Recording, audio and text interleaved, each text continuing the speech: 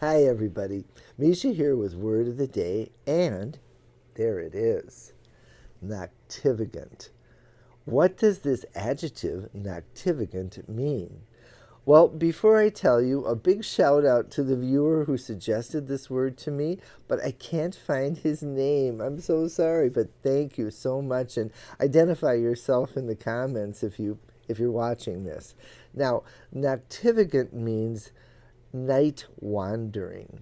So, for example, a cat or an owl or a bat is a noctivagant animal. It's an animal that wanders at night. Now, that's quite literal. You can use it figuratively as well. So, for example, if my noctivagant mind was wandering at 3 in the morning when I was thinking about blah, blah, blah. Okay, that would be more figurative. Now, where does it come from? It comes from Latin with exactly the same meaning. And the person who does the translation is one of my heroes, Philemon Holland. Philemon Holland was known as like the translator general of the Elizabethan Renaissance because he translated massive amounts of encyclopedic stuff from Latin into English, but not just English. English that was usable and understandable for anybody who was educated. He was one of the great democratizers of the English language and of information. Information. Okay, now, how can we use this word noctivagant in a sentence? You see me getting out my notebook. It's because my first sentence is actually going to be the sentence that Philemon Holland translated from Pliny's Natural History when it first came into English. And here's the sentence. Ready? Noctivagant spirits are said to wander by night and trouble sleepers. Okay, now, how about a second sentence, which is very, very literal?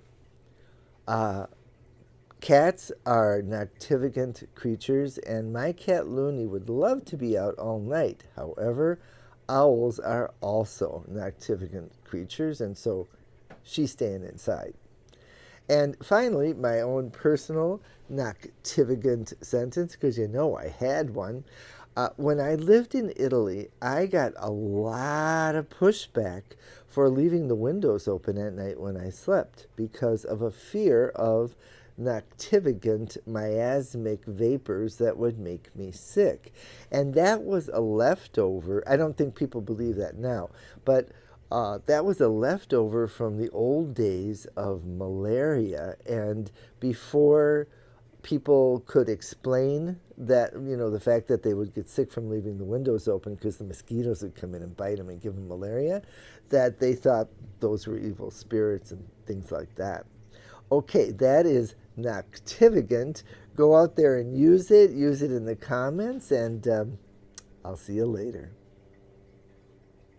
Remember, everybody, let's support independent booksellers. So if you were going to buy a book like this one, The Brothers Grimm, and believe me, some of these fairy tales are truly grim, get these from an independent bookseller. Or, how about this? A fascinating book, The Evil Eye. This is the history of this, well, they call it a superstition, but I'm not so sure. In any case, when you go to buy books, buy from independent booksellers, and you can find them by clicking the link below or above, and here it is.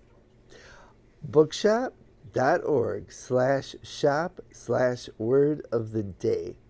And I'll see you later.